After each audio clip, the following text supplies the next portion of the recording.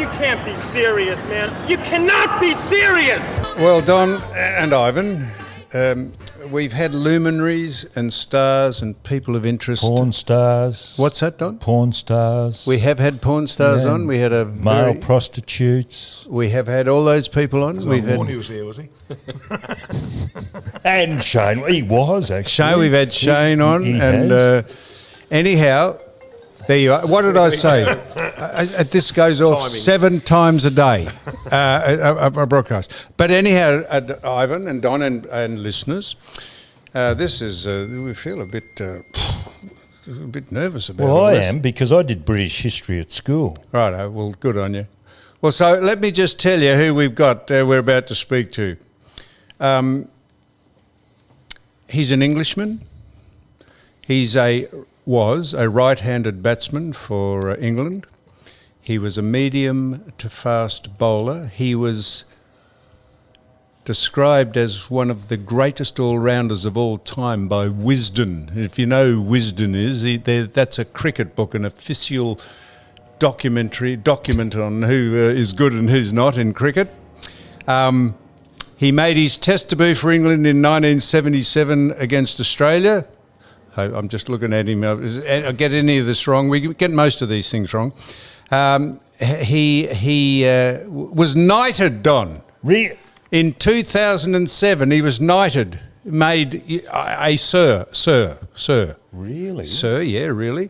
Does he live in a castle?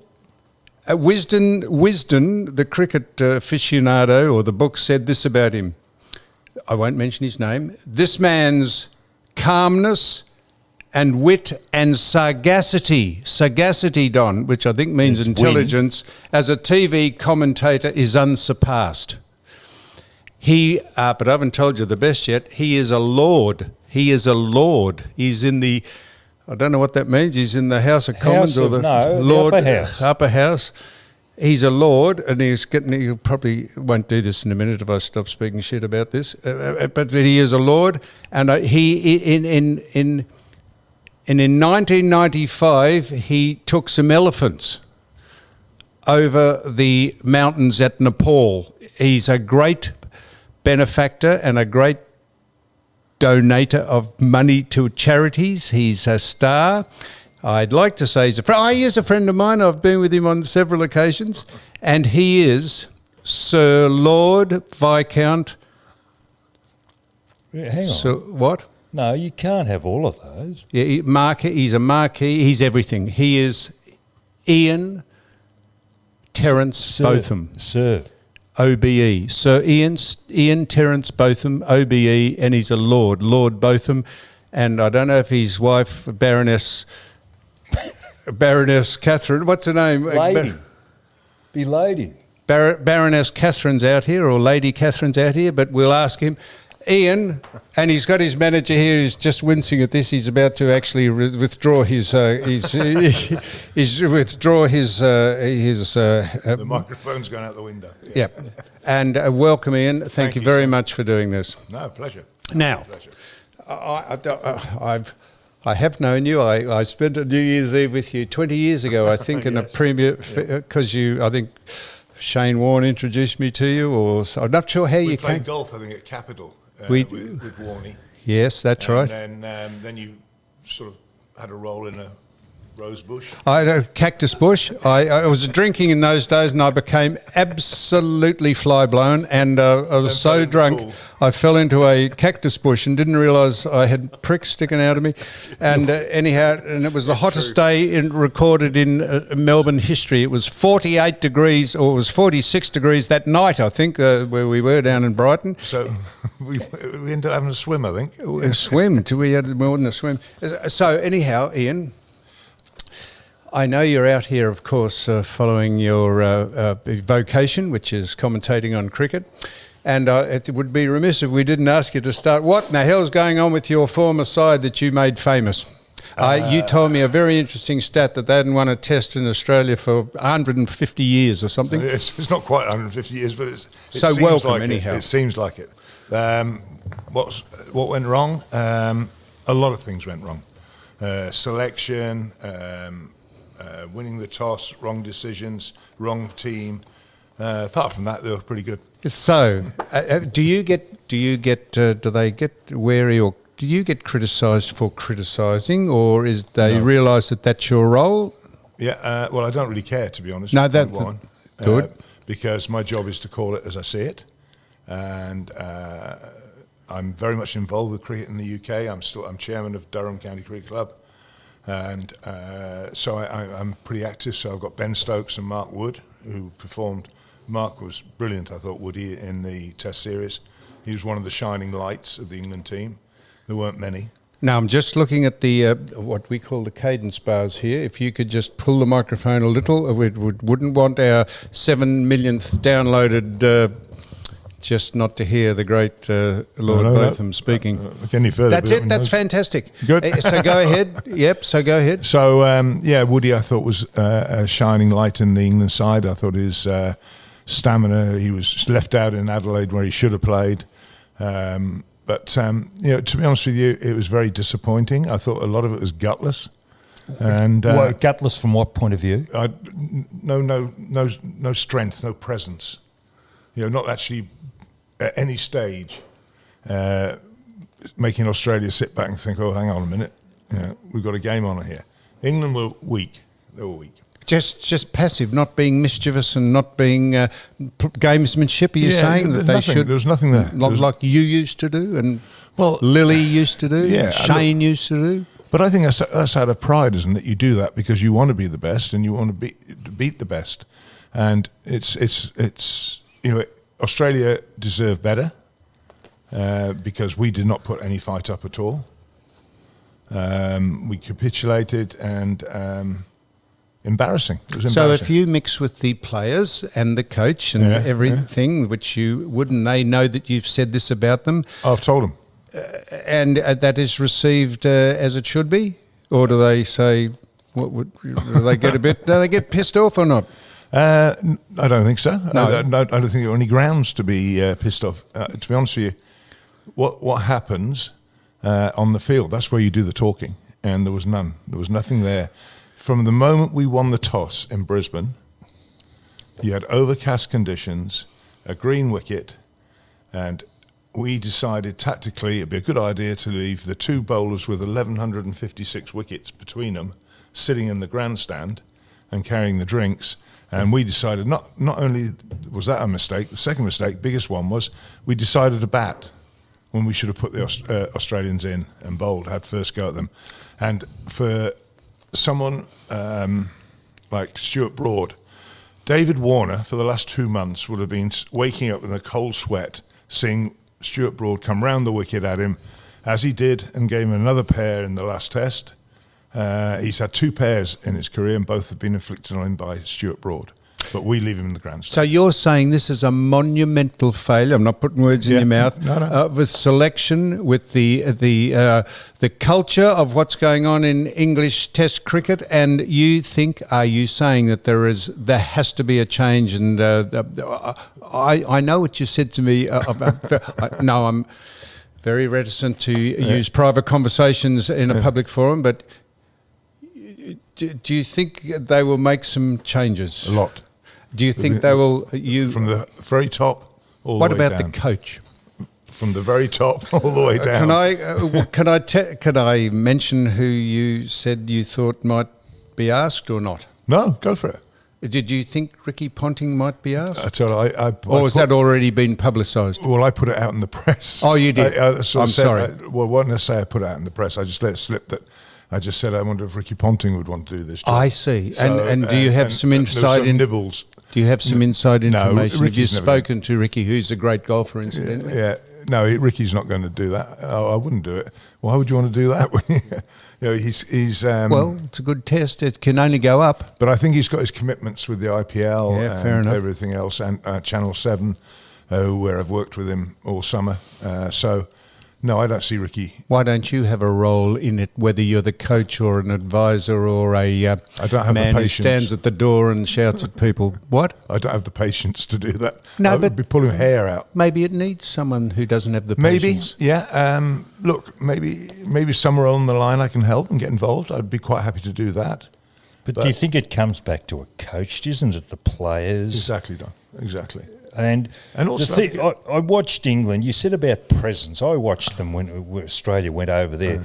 What happened? I thought they put the shits up the Australians. Now, what's happened to Jofra Archer? Now, he was lethal. He's injured. Has been injured. He's hardly played really for England at Test level. Really? He's had to have a second operation on a fractured elbow. How he did that, I don't know.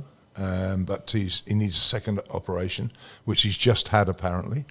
And hopefully, I don't know whether he'll make the West Indies, the Caribbean in March. It's where England go next. Hopefully he does, because with Mark Wood and Jofra Archer, you've got a formidable pace. Well, that's where I just listened to you say about presence before. Don't you think it's the fast bowlers that stamp the presence, and then the rest of the team kind of fits in? They have the ball first, don't they? Yeah, look, they need you need everyone pulling together, and you don't need little divisions here and little divisions there. You need a team to come together. You'll know that from your days. And Sam certainly knows that from his days. So you need to be a unit. And I don't think we were a unit. I think there was too many things going on. Personality conflicts? Well, there'd be COVID. Like, you're on the tour for a long time. Like, you wouldn't have been home too for a long time. No. So that'd have to play a role. But what's slightly frustrating with all that is that everything the England team wanted, they got. So they did their... What do you mean by that? Well, when they came over, with the COVID restrictions coming into Australia, they then Sanctuary Cove for 2 weeks to do their quarantine period up in Queensland. And then when the wives came in, they were in the Yarra Valley, I think, at some boutique place. And so they got everything they wanted.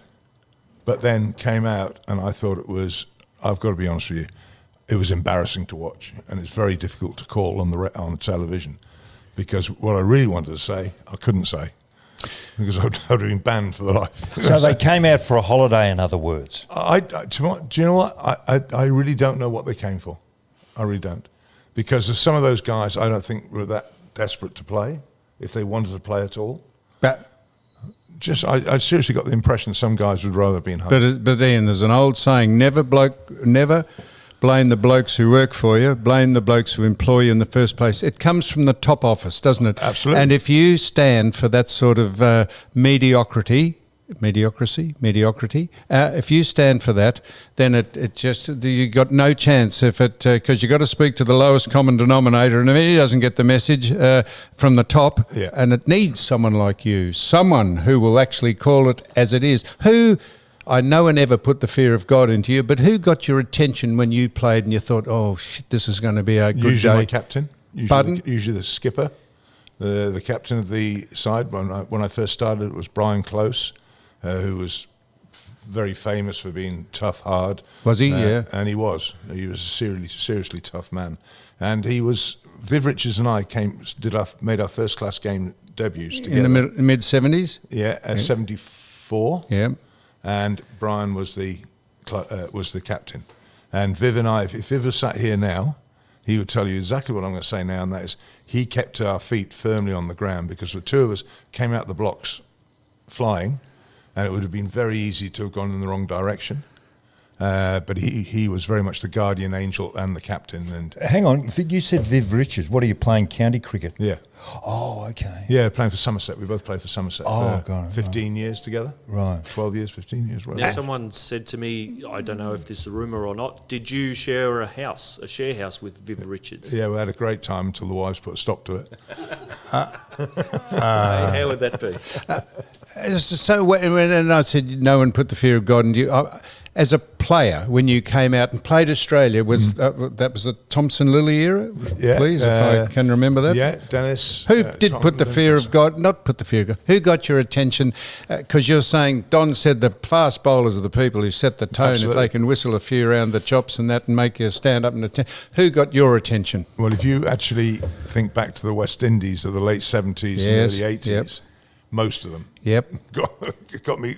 I had to pay a lot of attention to Andy Roberts, Michael Holding, Joel Garner, Ambrose. Yeah, you Clive name Lloyd. it. Yeah, No, bowlers. No, but the bowlers. No, but they when they lost to Australia over here in the late 70s, Clive Lloyd said, "I will never leave the Caribbean without a battery of fast bowlers." And if you think back to the teams that played in that period, you went from Andy Joel. Roberts was probably the godfather. Garner. Holding. Marshall. Marsh. He came later. He was in the next wave, along with Curtly Ambrose and Courtney Walsh, Patrick Patterson. These guys, they came, there was a barrage of fast bowling. So I'm not a great cricket devotee, but I presume the West Indies are not as great as they any good at the minute? But to be honest with you, that was probably, in that period, that West Indian side was probably the best side that's ever played cricket. Okay, so why haven't they had replacements? Have they dropped the ball as well? Yeah, they I don't know what it is. Do you think athletics is playing too big a part in Jamaica or the West Indies right now? The top athletes seem to go to athletics. Yeah, there's. Jamaica's produced sprinters. Usain Bolt being the pick of them, but there's been plenty of others. Michael Holding was qualified. Beautiful. He was runner. a 400-meter runner. Yeah, beautiful. And he could have represented Jamaica in the Olympics. He was. I used to watch him go to the Adelaide Oval before they changed the Oval, when it was much bigger. When you guys would have been down to Adelaide, and the boundaries. He used to run round that, and I was exhausted watching him. He got round. I went round the square in the middle, and he went round the perimeter. But he had a rate of knots. Yeah, I know. He was just magnificent athlete. Now we like to shout about how great the MCG is as a cricket stadium. I know you can have 90 or 100,000 people there, but is that important to have a big crowd, or is it important to have tradition? Is it as good as we think it is, or we get over the top of our skis a bit? Well, no, you don't. Look, I've got one thing I want to do on my bucket list, and that is the grand final, AFL. I want to come and do that. But didn't you come to that? You played for university, didn't you? Yeah, I played at uni. Yeah, why didn't you go? Beg your pardon? Billy Pickin? Yeah. Well, I met Billy at the Hilton, or what it's called now, the one by the ground. Yeah. And I got to meet him, and I said, "Oh, you play that game with no rules?" And he laughed and he said, "Why don't you come down?" So I went down to Collingwood, and we kicked a few balls a couple of days later, and then association I grew from there. Nathan Buckley, I gave him his jersey. So, big affiliation with Eddie and the boys down there, and sadly Eddie's not there now. Yeah, but you were playing, and this interests me because I followed district cricket.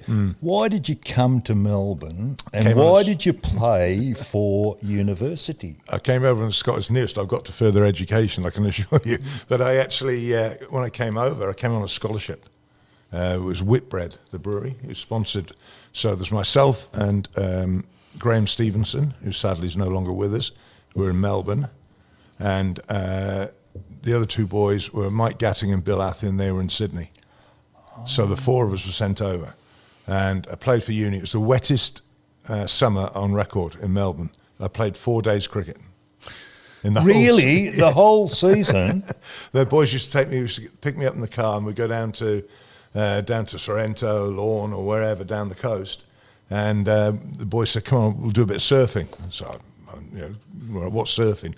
So, got the board out. We went out, had a bit of fun, and that evening went back to the pub to have a couple of beers on the way home before we came home. And there had been a shark attack, and that was the last time I ever picked up a surfboard, and the last time. You're mad. And Sammy knows this because when I'm on the boat, when I was lucky enough to be on Sam's boat the other day.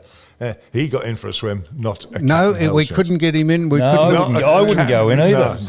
We used to have club together, couldn't throw him in. Well, it's not good when the driver just bails out and goes for a swim. Exactly. Someone had to drive the boat. Yeah, I did a good job, I thought. And now, Ian, you've had a controversial life, which has made you the superstar that you are, because you're not bland and beige. You're out there, and you've raised millions for charity by your what's the word? Philanthropic work. Was it an absolute thrill to be knighted? To go? Did you go to Buckingham Palace and meet the Queen, was you? No, I've did you? You're a royalist, I presume. Very a much savage so. royalist. Yeah, very much so. Very proud. I think she's an amazing woman, the Queen. She is an amazing 95, woman. and absolutely amazing. Yes, She's still she is. right on the button. Yep. She's very clever, very good.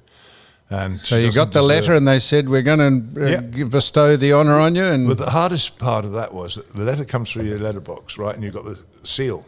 And I'm thinking, either this is good news or very bad news. So I'm not sure which way it's going. So I opened it up, and you read through it. You've been offered the honour of knighthood, etc. Will you accept it? Well, that took about 1.5 seconds to write yes. Yeah. But the thing at the bottom part was, please do not tell anybody until it's officially announced. And That's the hardest part. And How long did you have was to keep 6 that? weeks. 6 Oh wow! So that was quite hard. And I daren't tell my mother, God bless her, she's no longer here, but if she And you found didn't out- tell her? No.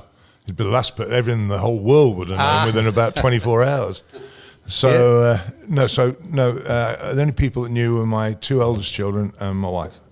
So just tell us how it works, because I've probably gone, and I've never and Ivan here, Paul, never going to be knighted. Probably, I could safely say that.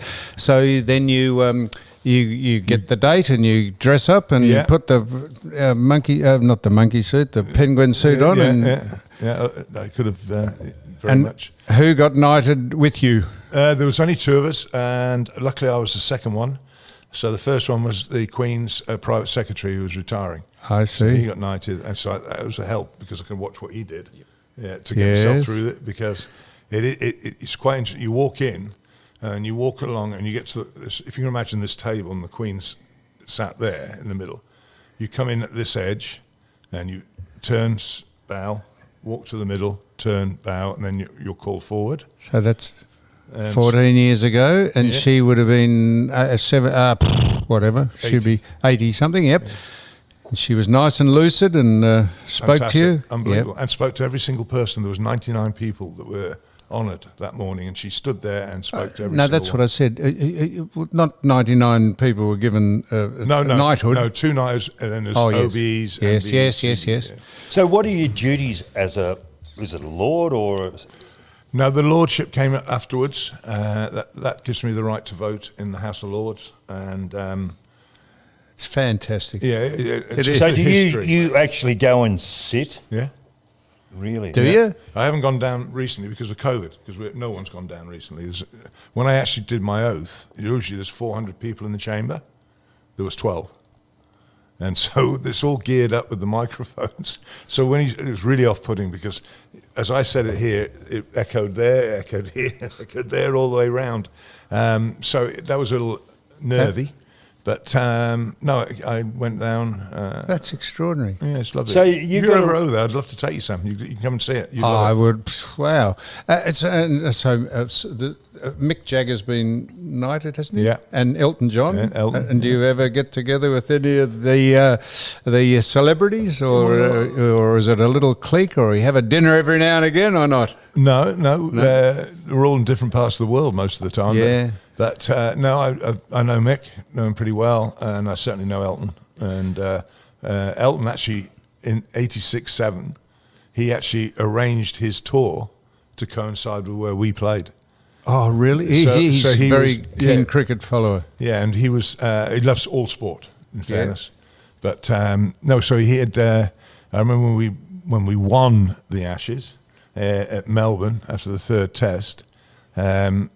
We had he threw a party at the apartments where we were staying, the team at the top floor, and he became EJ the DJ.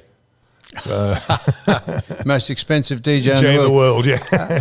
So just to get back to the cricket, how did the press and the English public, how have they viewed what's gone on out here? Have they been ripped a new one? Have they, or They were. I think they felt after 2 years of lockup. Everyone was excited, probably more so than ever. I did the advert for Channel 7 in a castle in the UK, where us and them and us, the advert. And we did that, and everyone was pumped up for it. I actually thought we'd compete. I don't think I actually ever really thought we'd win, but I thought we'd compete. And we didn't. We capitulated, and it was pretty pathetic. Do you think that same thing happens to Australia? I find it frustrating when Australia goes to England, and England seem to have the upper hand. Yeah. Do you think there should be uniformity of wickets, or do you think the uniqueness of it is the difference in the wickets? I think what we need to do now, England, we need to play on better surfaces, so good pitches, and as I never thought I'd say this in my Hang on, why are your pitches bad? No, because of the change of temperature. We start in April, May, you can have snow, and you go through to the end of September. So there is a contrast, but also there's a priority has become white ball cricket. And so we play at the start of the season, at the end of the season, and in between it's mainly one-day cricket. Bad bit of timing that, Donny. Never thought you'd ever say what? What? You're about to say you thought you'd never thought you'd ever say something, and No, well, I'm coming to that now. So. Oh yes, good. I never thought I'd say that we should perhaps use the kookaburra ball. Oh, I see. Because I think that a lot of our cricket is played on wickets that are responsive to the seam. And I just think a ball that has less seam might make us better players, better bowlers, because if you have balls that aren't giving you as much assistance, then you have to work harder and you have to home in your skills. Well, who makes the balls in England? Duke. Well, why can't they replicate, or they don't want to, you mean? Tradition, yeah. Now, Ian, you've had some, like all of us, I just want to make sure start some controversial things with Mr. Imran Khan and Mr. Chappell and the grouse hunting bird watchers, whatever you did over there. It's a fascinating career that you've had, and tell us about the elephants. Why did you? Must have been an interesting trek across the Himalayas at Nepal. No, when I went from Perpignan over the top of the Alps into Turin, and we had these 3 elephants. There were 4 at the start, 1 pulled up lame. They came from an Italian circus, so they never really had freedom. And we gave them freedom. Yeah. And they came over and they had a really tough time. They had this great big air-conditioned transporter that took them from the start. They used to walk 100 yards with me at the start and the last 100 yards at the end of the days. So the rest of the time they were rolling around in a field, getting all the French or the Italians feeding them. They had a great time. Magnificent. But they became, they're very bright, very intelligent animals.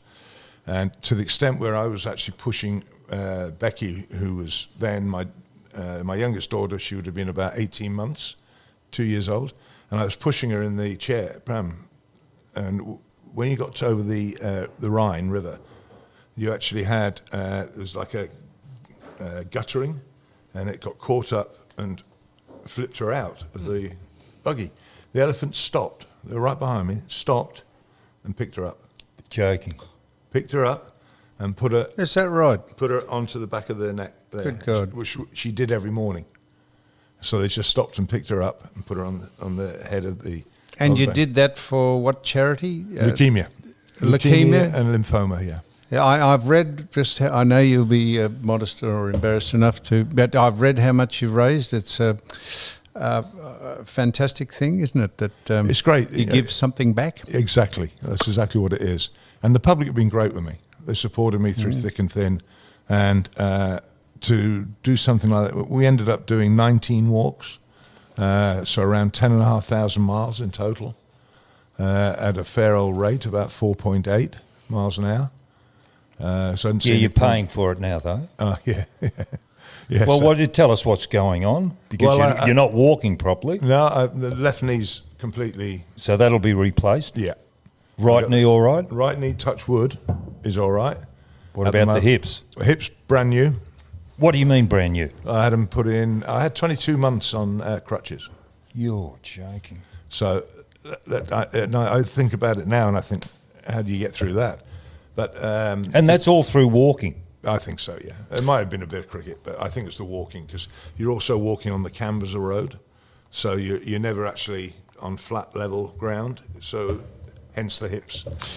The spine was the first operation. I had a fusion in '87, and did all the walks and everything, no problems. And then suddenly, it was a bit of a breakaway. It was a bone fusion, and it was getting too close to the spinal cord. So they operated on that. As 14 months recovery. Is this from cricket? No, I think No, it's from walking. Oh, just walking. I think so. No, when I say just walking, just walking. Just walking Really? 10,500 miles, yeah. Holy mackerel. I think that's, put it this way, I think that was the icing on the cake to finish off. So the right hip disintegrated while I was on crutches with the spine.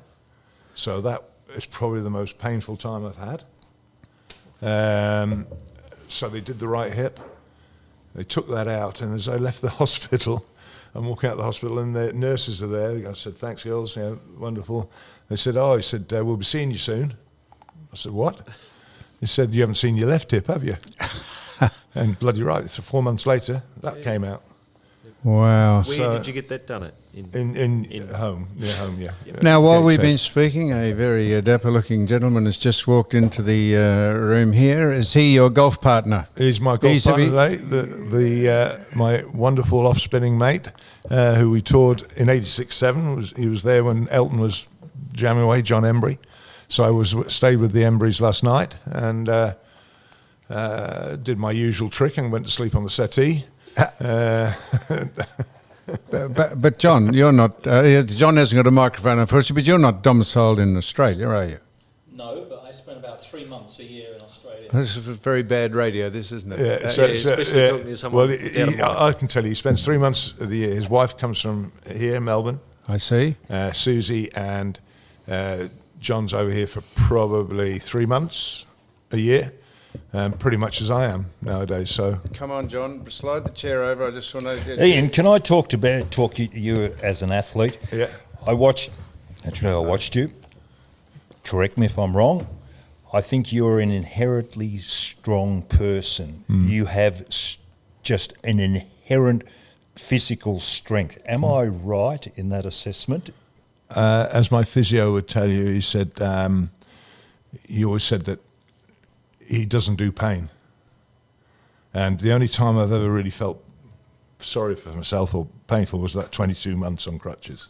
But no, I got through that. And if you can get through that, you can get through anything. Yeah, but I'm talking about your attributes as an athlete. Yeah. That I saw you running off a short run, yet you could work up a bit of space, pace with the ball. I thought, shit, that's just strength. Yeah, I think I was physically strong. Nickname Beefy. Yeah, correct.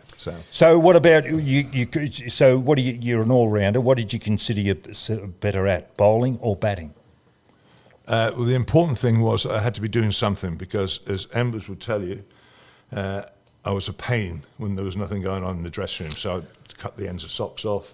I put some. You're a smart ass. Yeah, you'd have hated me, Don. So we've managed to slide Embers, as Lord Botham calls him. We've managed to slide Embers over in front of a microphone here. Now, you mightn't have heard, I don't know if you got here, when Ian was giving an assessment of the English cricket side out here this summer.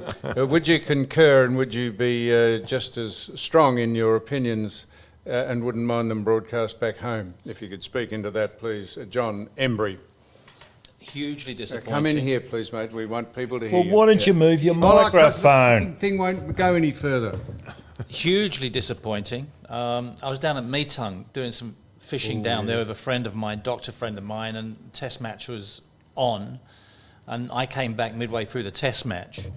And I said to him, that's probably the worst performance I've seen from an England side overseas for a very long time. Very difficult for me to criticise them because I am one of the scouts back in England. For what? Talent? For talent, yeah, and making recommendations to the selectors. And we haven't got a massive talent pool to choose from. Why? Because of other sport? Not so much other sport, it's just I think the quality of the coaching that we have now isn't quite up to shape. I think Ian mentioned about our structure of our domestic first-class cricket, where we have championship cricket at the beginning of the year, championship cricket at the back end of the year. spinners are unable to develop because when the wicket's meant to turn in the drier periods at the end of the summer, then we got very, very little cricket. We had about 3 or 4 matches left at the end of the season, and it's far too short. And at the beginning of the season, we have about 9 of our championship matches, and that's normally when it's damp and the pitches are green and it doesn't suit spin. And then you've got that middle period of the summer where we play one-day cricket, and the spinners don't get too much of an opportunity there. Or if you're not a one-day cricketer, there's no other cricket for you to play, and it's difficult. You're not whingy. No. We were very poor, and I've been joking. hopefully we turn it around in the next few years. Now, and John, when Australia come, we're going to turn you over. Just why are you say you live in Australia for 3 months of the year? Why is that? Well, I'm married to an Australian. Oh, sorry about that. I've been coming out for 40 years. Ian mentioned that he came out with the Whitbread Scholarship in 1976-77. In 1977-78, I came out on the same scholarship. Snared an Australian. It was in 77, it was, yeah. But actually in London, not Melbourne. Oh, you met her in London? Yeah. Really? Yeah. Well, but I played cricket for Pran. Yeah. Oh, did you? In 77-78, and then I came back and played club cricket in 79-80 and played for St Kilda. Well, he's got one up on you because his missus is Lady Catherine. Yeah, well, yeah. Long way for me to go yet. So how does... thank you, John. How does Lady Catherine handle all this? And she been a great support? And she go to any of the gala functions at the palace? Or Well, no, we were sat yesterday in the flat, at John's flat, and we were sat there having a glass of wine and chewing the cud, so to speak. And I rang my wife, and I just said to Embers, well, that gives us half an hour free, doesn't it? And I just so there was Kath and Susie, or Decibel as I call her, because sometimes I can hear her. I can hear her from the other side of the world. Fantastic. But she's always been called. I think I'm the only person that calls her that. But so Susie and Kath very close. And so that was it, half an hour. We could have a couple of beers and enjoy ourselves. now, Shane's a great friend of mine, and I'm sure he's a great friend of yours.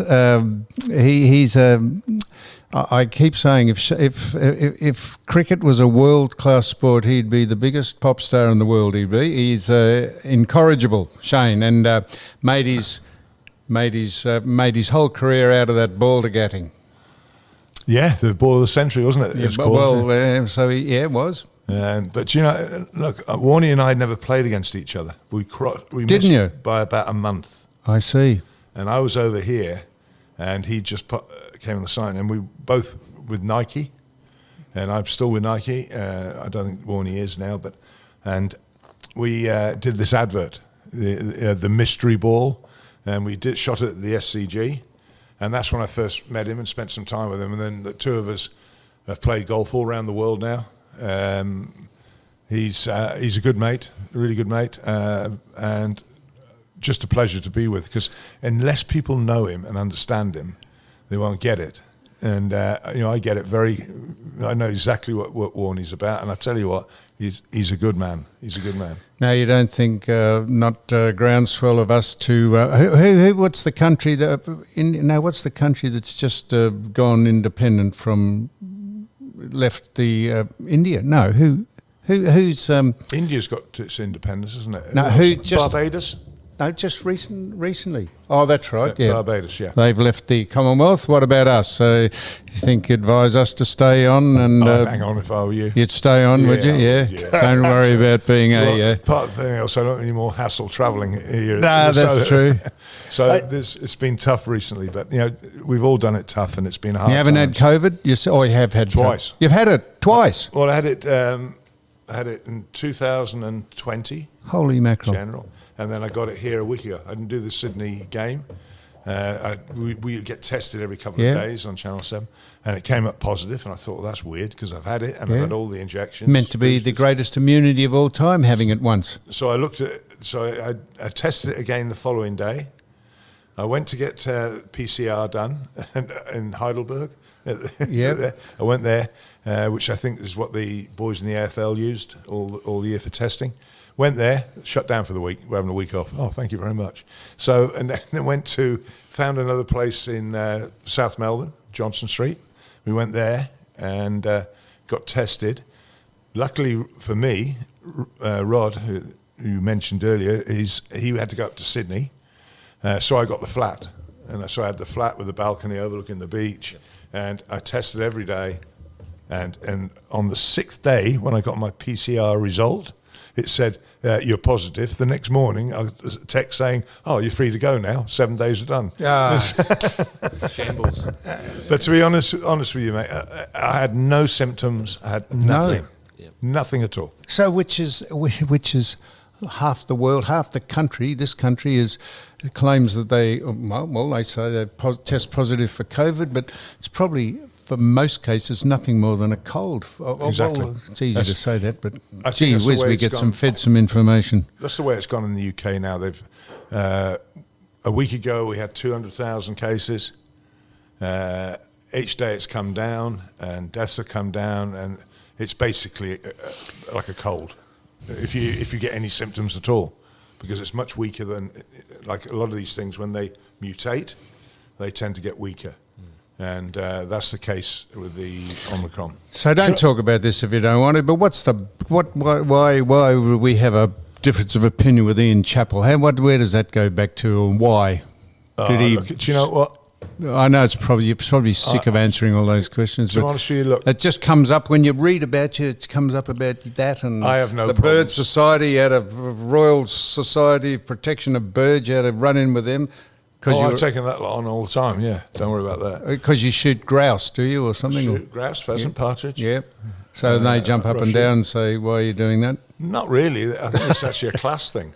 They seem to think that we're elite. And Oh, we're I not. see. Yep. It's ridiculous. I shoot with the farmers. Yep. Yeah, and the people in the countryside where I live, and we've done this all our lives. We've looked after the countryside, so I'd really like the people that live in cities to stay there and shut up. So what sort of weapon do you use? 12 ball. Well, you know a bit about fuck all about it, Ivan. So shut up. Fucking Hey, listen, you two. Now, hang on, Don, if I just may. Before, when I mentioned Ian Chappell, Mr. Embers here, he just chuckled, guffawed. That's what we do all the time. What was all that about? And do you actually speak to Ian Chappell or not? No, I can't see the point, to be honest. But no, look, it's so long ago. Yeah, don't. If you don't want to do it, no, it's boring. I just thought I might ask you. Thanks, that's all. Yep. Go on, Don. What do you Sorry. reckon, Don? Now, listen, you two guys, it's fascinated me with the Commonwealth Games over the years in sport. Are you guys into sport, or are you just into cricket? No, I like sport. Okay, tell me, why has England improved internationally in the sporting field in a number of sports? Cycling, there's Dominate been there. swimming, well, rowing you've always been good at, you've been up there, but there seems to be, England has now come up to the fore and is a world force in various sports. And it's only seemed to happen over the last 30 years. Is there a reason why? I think there's more attention paid to sport now, and I think that cycling we've always been pretty good at, and I think in the last Olympics we won more medals than everyone. So Have you got sporting academies? That's, Yeah. There's got to be something that you could really, put it down to. I think it's the fact that kids now play more sport at school because it's become compulsory, so they want exercise. And funding, John says. Funding. And funding, yeah. Of So course. where's the funding coming from, John? Yeah, the lottery, national lottery. Ah. Oh, So they have to make a donation. The lottery, and there's also a lot of private funding as well that comes into it. So people are more conscious about sport and doing well in sport. But if you've got a lottery going for you, you can have professional or get kids at a younger age, I suppose, and put them all into levels. academies, and away you go. So when did you last win the World Cup in soccer? Is that 1966. So that's been disappointing, isn't it? Yeah, I Isn't remember. it, or I not? watched it. Pardon? I watched that final. Did you? Yeah. Did you? That's a hell of a long time ago. Family holiday in 1966, so I'd have been 11. And my mother was furious because it went to extra time. And myself and my dad sat there and watched it all the way through and saw Jeff Hurst score his hat-trick. And then Then we were allowed to go to down to the south coast. So why is that's the Premier about League the best league in soccer? I consider the most entertaining league in soccer, yet it can't be transferred internationally. No, because They're international players playing. yeah, exactly. Everybody's Got to go home after it. You can't. I couldn't name you the Chelsea side, for instance. Now I've got a better chance for Liverpool because there's more English people playing in that side. But it Who has do you become follow? Scunthorpe United. What? Yeah, I'm president of Scunthorpe United. Where are they? Second from bottom of Division 2. I think it's fantastic over there, all the divisions and the romantic names that these soccer clubs have got. And my researcher here, Mr. Embers, says that you would have seen the last World Cup soccer victory on black and white television. 1966. It was actually, I think, yeah. That's right. We got it in 66 here, black and white television, coloured television. Yeah, I think it was. We might have had one of the first colour televisions. So they're almost as hopeless in relative terms as the English cricket side. Yeah, well, that's probably a bit harsh. But the rugby team, the English rugby team, Yeah, they're good. they're good, but not as good as Wales. What? They're what? Wales. What, better? Geez, those bloody Poms, they knocked us off in that World. That's my grandson, plays for Wales. Does he really? Yeah. But shit, those bloody Poms, they were not bad in the rugby. Oh, fuck, they were good. Well, look, it's been... Hang on, Johnny, who do you support in the soccer? Millwall. Millwall. I'm a Millwall supporter. Really? So do you barrack for the team you grew up in the district? Is that the district you grew up in? And I was. you played for Scunthorpe? Yeah. And Fair Yeovil. dinkum. Scunthorpe United, Yeovil Town, and I turned down Premiership football. What do you? Hang on, you were recruited for top footy. I was asked to play Crystal Palace. Really? Wanted to sign me when I was 15, but I listened to my dad, and my dad said... So what positions you play? I used to play centre-half.